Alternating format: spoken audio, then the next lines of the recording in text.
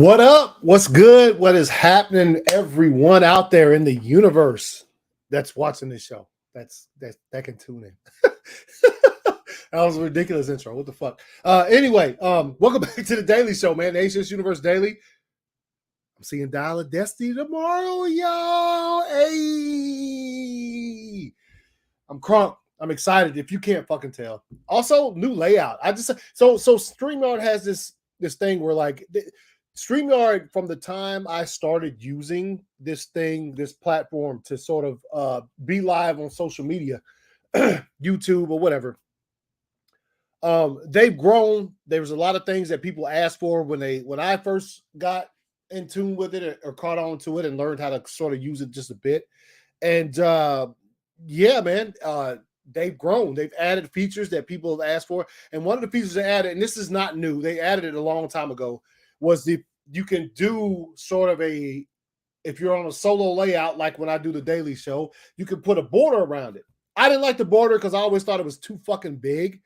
Like it made you so, but now since you can edit the layouts, I was able to make myself a little bit bigger inside of the border, because normally I wouldn't be this big in there. It's almost like, why would y'all do it like that? You should be able to adjust it. So now that they made it so you can edit, I'm gonna try this out. If you guys like it, I'll keep it. If not, I'll fucking move on. But like I said, not much today, but let me tell you something, man. If y'all ain't watching Secret Invasion, bro, I'm gonna tell you, man, that show is fire. It is. I got a couple of questions about some of the stuff that's happening, but also it's not a complaint, just a question, because maybe they'll explain that by the time the show's over. There's 4 more episodes left. So I hate to just be like, I got these big problems with this damn show.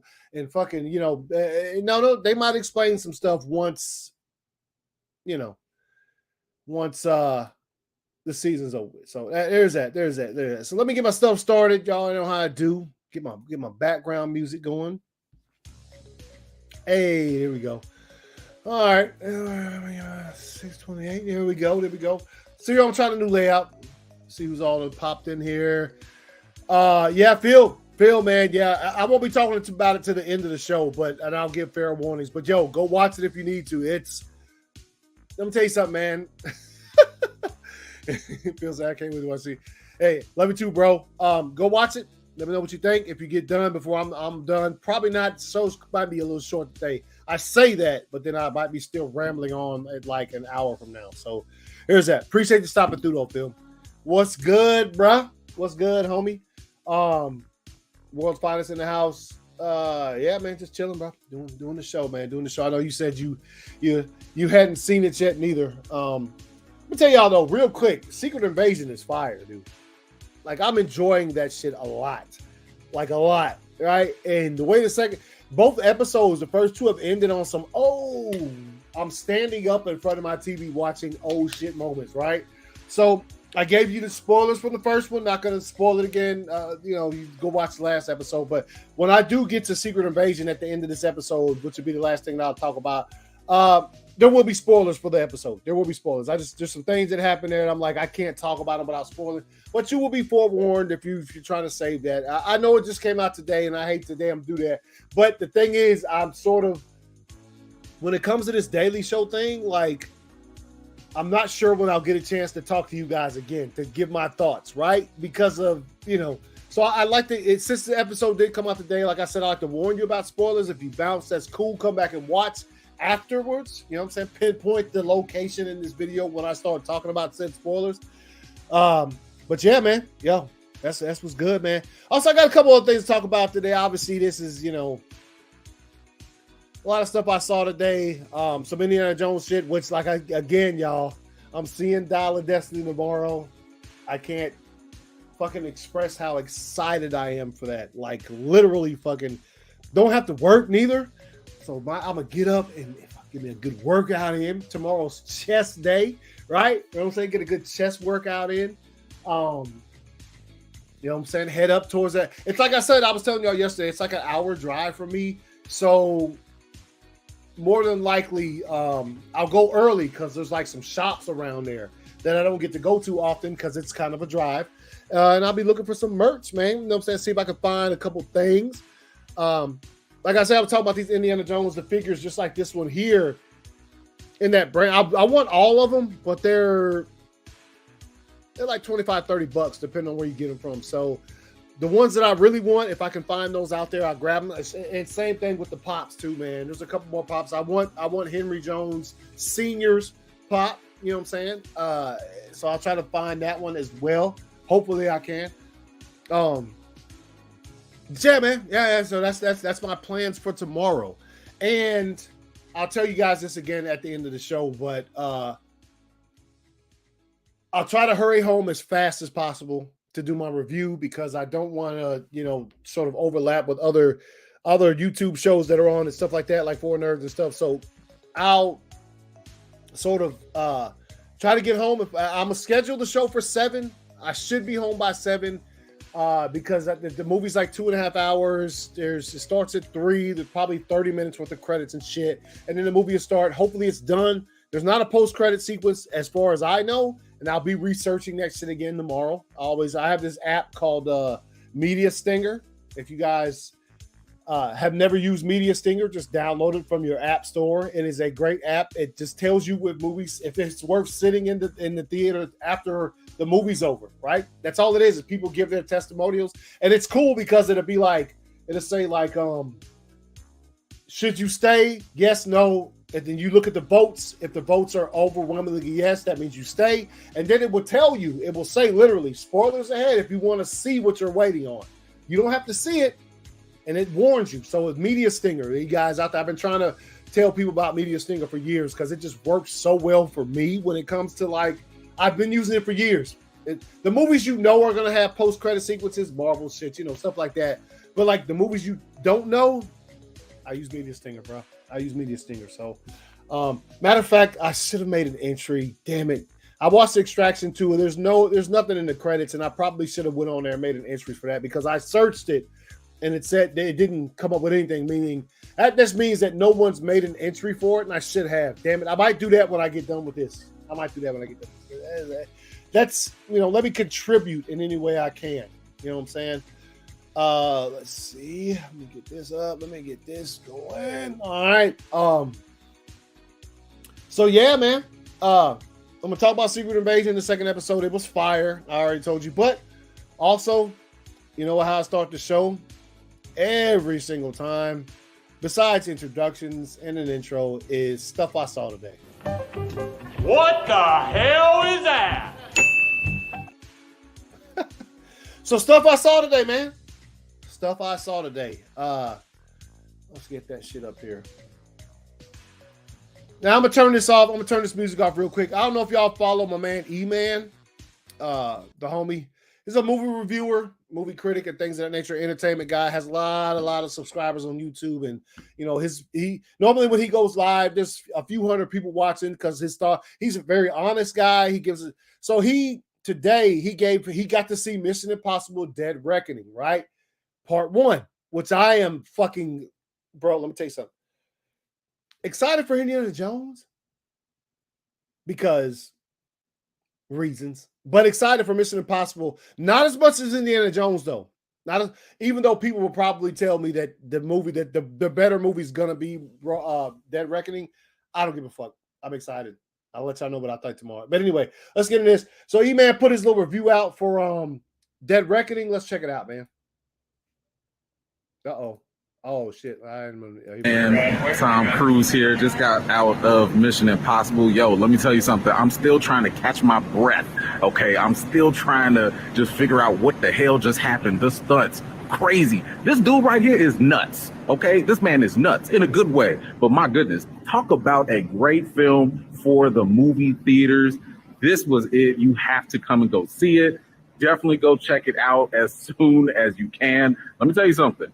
Fast 5, Fast X, Fast whatever, John Wick, whatever. Listen, my man Tom Cruise just put y'all on notice, okay? He just put everybody on notice. This was definitely worth the ride, but of course, I will have way more for y'all in the review, so make sure you stay tuned, like, subscribe, hit them notifications. All right, so he loved it. And if you ever watched E-Man stuff, like if he comes out that glowingly, that means the movie's usually pretty fucking good. This is funny. He says, E-Man, it must have been good because you ain't even eat your popcorn. He probably refilled it after he left. That's funny. But also, let me see if he replied to that. I bought that for the wife. She has a fit if I don't bring her some back. Oh, okay. There you go, man. There you go. Hey, man. Yo, I got you. Hey, but it's funny too. That's a you have a lot of followers when people notice shit like that on your videos. So, oh, wait a minute, hold up. Let me get the music back on. All right, let's move on. Bing. John Boyega. Let me make this a little bit bigger because I don't know if that might be a little bit too big. Anyway, John Boyega says he has talked to Jamie Foxx and he's doing well. We just given him the privacy and we can't wait for his return. All right. That's dope, man. That's dope to hear. Obviously, They Clone Tyrone comes out next month on fucking Twitter. Oh, not Twitter. What the fuck? On Netflix. Looking forward to it. As you know, we've already talked about this. Brought the trailer up, watched it, laughed a bunch on an amateur hour, and I brought it up on here.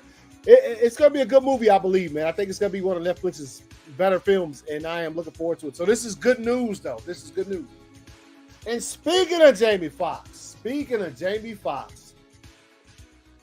Todd McFarlane posted this today, #Spawn movie. Comicbook.com, Blumhouse chief Jason Blum says the #Spawn movie is in very, very active development with a targeted 2025 release date. So there's that. Let me tell you something, man. Let's fucking go. Been waiting on this Spawn movie for a long time. All right. I was a fan of the original live action Spawn movie, obviously, and the reboot.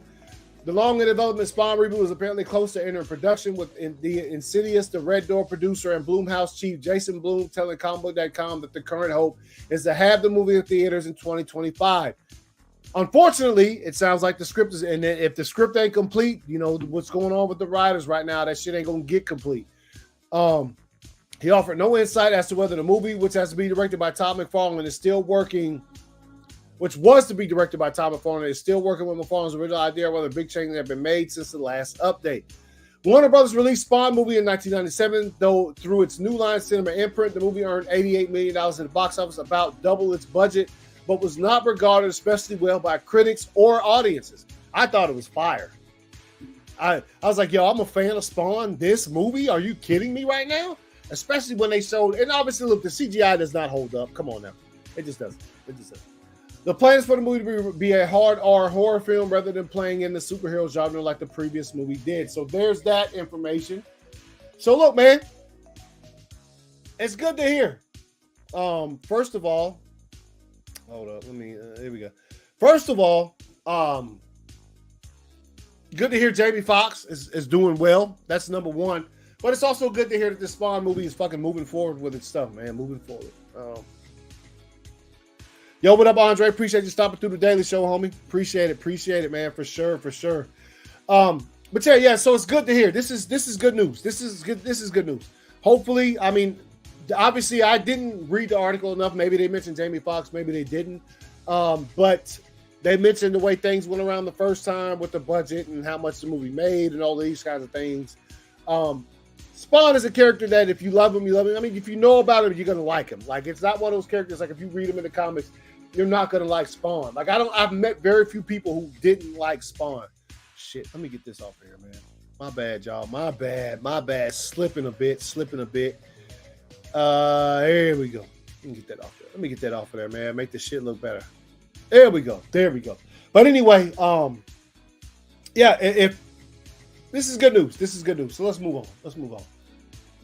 Bing. Damn, bro. And this is probably the last time you'll hear me talk about this movie on the show, honestly.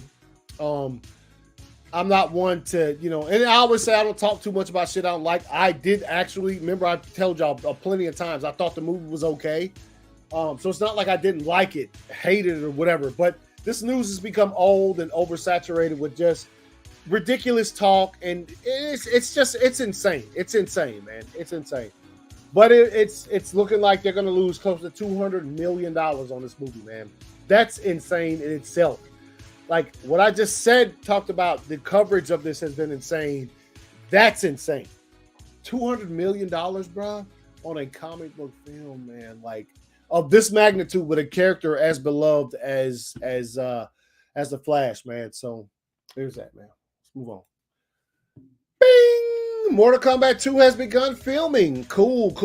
I'm guessing there's nothing that they have here that has any involvement in the writer's strike. They can go ahead and do their movie, put it out there, and continue to make it in behind the scenes and show us shit like this. So I'm sure we'll be getting more from behind the scenes. They just showed us the clapper right there. That Mortal Kombat 2 is it's going down, man. It's going down. Good to see. Even though I wasn't that big a fan of the first one, I think they might have learned from their mistakes. Okay, maybe they will. I'm sure Cole is still going to be a character in the movie, which nobody asked for. Nobody even look. They don't even want him in the game, bro. That's how fucking crazy that shit is. When there's so much Mortal Kombat lore to base characters on live action in the movie, you just made one. Okay, I think they were hoping that Cole would become like a fan favorite from the movie, but then the movie wasn't what they hoped it would be. So then, of course, the movie did make a decent amount of money, though. It including the fact that it was one of those simultaneous releases on Max and on this. So, yep. Let's see. Let's move on. This tweet right here. So I had to bring this up because as much as my thoughts, and like I told y'all yesterday, when it comes to the whole thing when it comes to the new Superman and the new Lois Lane, like I'm here with this information, even kill. I'm just sitting here waiting to see what happens next. I'll take that in, process it, talk about it as I see fit. Right? So there's that. But here, people are talking shit. Corn Sweat, pictures of David Corn Sweat coming out of him not looking swole and big or whatever. And let us remind y'all, man. Let us fucking remind y'all. David Corn Sweat is not big enough to pay Superman. Okay, and I don't know what the fuck else y'all were expecting. Because look at the history right here. Internet, you'll never be able to grasp a simple concept as Hollywood actors. They are, and they go into, and Henry's is one of my favorite ones. Look at Christian Bale down there, bro. Let me tell you something, bro. He went from this to that. So you're telling me he's too small to play Superman? He can't get in the gym? There's not a workout already being formulated for his body type through some people who are professionally have turned people from this to this, who have turned this to this. There's a lot of things that people complain about when it comes to the superhero movie genre and castings and things of that nature that I laugh at and sort of think are hilarious or funny or whatever, but when I see stuff like this, I'm like, no, you guys are really reaching for shit now, because literally, fucking quite literally, right here, you see these transformations. By the time it comes to when the cameras are rolling, trust me when I say David Corn Sweat will be fucking looking like Superman. No matter what I think of the casting, no matter what I think about any of that, he will be looking like Superman. So this is all this talk about, oh, he ain't back. Look at him. Look at him. He can't play Superman. He's too small. What you think, man? And just so you know, actors don't just hit the gym like anyone else. They basically do this. Man, please tell me how in the hell you got so real, putting us all to shame after that transformation. Hey, it doesn't matter. He's going to put in the work to look like Superman. So people out there thinking that, get the fuck out of here. Next, let's move on. Star Wars Eclipse, bruh. Now, I had forgotten about this because time passes. Stuff gets announced, and years later, then you finally get some stuff. Star Wars Eclipse is aiming to release in 2026. So 2 years, 3 years from now, 3 years. The game is set during the High Republic era. Obviously, here's some nice photos from the shit they've been doing. That looks dope. All of this shit looks incredible, to be honest. So, Star Wars Eclipse, and here's some more about Star Wars Eclipse. It says Star Wars Eclipse release window revealed in new report. Let's look at that.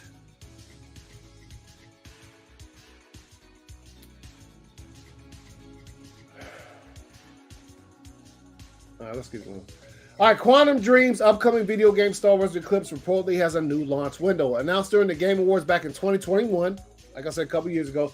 Eclipse was shown off to fans for the first time in a full CGI teaser trailer. Since this reveal, many have been wondering when the new information on Star Wars Eclipse might coming up. What the fuck? Sadly, in this new report in question to be believed, it sounds like the adventure title is still roughly 3 years away.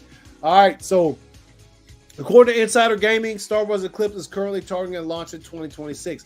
This information comes from an anonymous source that is said to be familiar with the game's ongoing development. All right, so although 2026 is when Quantic Dream would like to see Star Wars Eclipse, it is also stressed that this window could end up slipping further back. Specifically, this is because Quantic Dream is said to have struggled when it comes to hiring new team members to help work on the title. Oh, so it's an employment issue. Okay, we take that off with fucks from in there too much. So Star Wars Eclipse, who knows? 2026, maybe. Let's move on, man. So I found this thread earlier today and thought it was incredible. It's pretty dope. So basically, it says, would you survive on an Indiana Jones adventure? Journey through this thread to find out, right? So you go down and it says, first things first, choose a defense to take your Indiana Jones quest. Fuck it, my trusty whip. To those of you that chose to only bring your fist, you were immediately punched in the face and had nothing to defend yourself. Try again. All right, it says you've been tasked with finding a rare artifact in a heavily guarded castle. How would you get it? I'm aware of disguise. If you chose distraction, it almost worked. Unfortunately, you immediately fell into a pit of snakes and no one is there to get you out. Why did it have to be snakes? Hilarious. I really like these things. To those who wore disguise and made it inside the castle, congrats. You discover a secret passageway when suddenly you're being chased down by a massive boulder. What do? Fuck. Grab a vine and climb. Oh. Interesting choice. Did you really think you could outrun it? Okay, I chose one. So it says you didn't. If you chose to grab a vine and swing away, you're on the way to fortune and glory. You see the artifact in the tunnel. What's your next move? Yo, check for traps, bruh. You got to check for traps, right? If you didn't check for traps, you immediately got caught in the snare. The snare is your home now. Snake got you, bruh. Got him. If you chose otherwise, good job. You will be able to find and deactivate all traps, which can only mean one thing. Smiling. You survived and successfully acquired the artifact. Celebrate with tickets to Indiana Jones and Dial Leslie, only in theaters tomorrow. Fandango, go buy some tickets. Shirt's fire, bro. I like that shirt a lot. And 40X, hell yeah. All right, man. So I just thought that was cool. That was cool. I saw that earlier, and I started reading, and I was like, okay, I need to bring this up and play it on shows. That's cool, man. That's cool. All right, y'all. Let me see. Bring this down. Bring this up. All right, y'all. Secret Invasion, bruh. Secret Invasion. Let me get this layout back up here. All right, so Secret Invasion episode 2. Look, I said it at the beginning of the show. If you guys aren't watching Secret Invasion, I don't know what to tell you. If you're comic book fans, the show is fire, right? There are some things that sort of bother me, but it's mostly cosmetic shit. Like when you see sort of a lot of people in a room with the scroll makeup on, it does look a bit silly. It does, but if you understand the context of what they're doing, you kind of look past that. But that's one of the first things I noticed. But besides that, the show is fire, dude. This show is fucking incredible. I don't know what else to say. Like they Marvel killed it again with the scrolls, man. They killed it again, man. First of all, in this episode, like you get to a certain point where there's like a whole bunch of like world figures in this one room, and you're like, wait a minute, what the fuck is going on? Like they're all scrolls. They're all scrolls. Like the Minister of Defense, all of this shit. Scrolls, right? And like I said, I hate to spoil it for people, but if you're watching, you don't mind the spoilers. Also, at the end, Fury, you clapping them cheeks, bro? I'll get back to that. But yeah, and they put this out in that there's some information that comes out that there's like potentially millions of scrolls on Earth, not just a few thousand or a couple 100,000. There's like millions of scrolls out there, bro, which is insane. There's a conversation, a scene between Rhodey, and Fury that is some of the best I've seen in Marvel, period. Like this conversation is. You remember the conversation in Winter Soldier where they're all sitting there, they find out Fury's still alive, and they're sitting there talking about, and he's like, and Captain America says, no, we ain't saving shit. Everything has to go. You're talking about, damn Hydra, fucking Shield, it all has to go. That conversation was fire. This one is better than that. This conversation between Rhodey and Nick Fury is pretty fucking great. And I enjoyed it a lot. Damn, dude, it's such two good, very fucking good actors just having a conversation, and it sort of ends badly. I'm not going to tell you exactly how it ends. But it also in this episode, you get to see the Skrulls actually in action, fucking some regular people up. Let me tell you something, bro. This war, I don't know how they're going to end this series, but them dudes are working. And Gravik might be my favorite Marvel villain by the time this series is over with. His intentions are fully out there. Sort of his motivations, though, you don't get the full scope of it. I'm sure more will be revealed as this series goes on. Like I said, only 4 episodes left. Gravik is fire, man. He is dangerous. He is scary. He is something for people here to fear, right? Which is what you want from a good villain. But also the fact that he says something in the episode that, and there's something else that happens where he calls somebody a coward or something along those lines, and he tries to say that, being a coward is this. But he in himself, he made a pretty cowardly move towards the end of the episode, to me, right? Don't ask somebody to do your dirty work, bro. If you're gangster, do your shit. But I do believe he's gangster from what he did at the end of the episode. But I'm just saying, maybe we'll see more into that as well. Maybe he asked him to do that dirty work because he wanted to see if he would literally sacrifice somebody he's cool with. Maybe. I don't know. But he is fire. And back to the end. At the end of the episode, you find out, and this is mad spoilers. I'm sorry. Fucking Fury be clapping a Skrull, bro. Clapping a Skrull's cheeks, bro. I was like, what? You out here like that? Bro, let's fucking go. Let's go. I liked it in the story. I liked the direction they took it. I liked that they ended the episode like that because you're like, what? That's 2 in a row. 2 in a row so far through this season, this little short limited series that I have been literally like, what at the end? Like this is dope, man. So yeah, man, Secret Invasion is incredible, man. And I didn't, if you watched and got stuff spoiled, I'm sorry, but I literally put spoilers. I'm gonna be saying that about it. But yeah, it's good. It's good. If you left this episode before I got to that and you didn't want anything spoiled for you, I understand totally. If you came back to watch it, and just leave me something down in the comments about your thoughts on this episode of the Skrulls, because it was dope, man. It was dope. It was dope. So yeah, man. Oh man, that's today's show. And like I said, tomorrow I have no idea. I have it scheduled for 7 p.m. Eastern time to give my non-spoiler review of Indiana Jones and the Dial of Destiny. And I should make it here in that time to do it. It's not going to be long. It's just going to be a non-spoiler review. I'm just going to give you my initial thoughts on it, things of that nature. A spoiler review is coming in the future. I don't know whether or not we're going to do it Friday or sort of wait till next week. I have to make sure because I'm sort of interested in having a panel together for that, to talk about it, and because I'm just so excited, and obviously also to mention one quick thing, man. I do need to mention this, man, that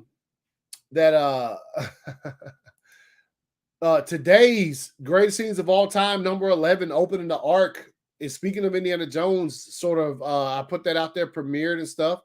So I was gonna show y'all a clip, and again, my stuff is acting a fool. So there's that.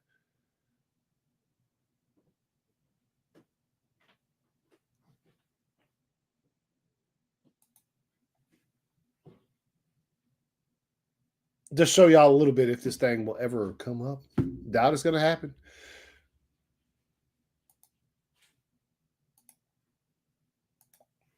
This probably won't work, so I'm just going to act. Let's see what happens.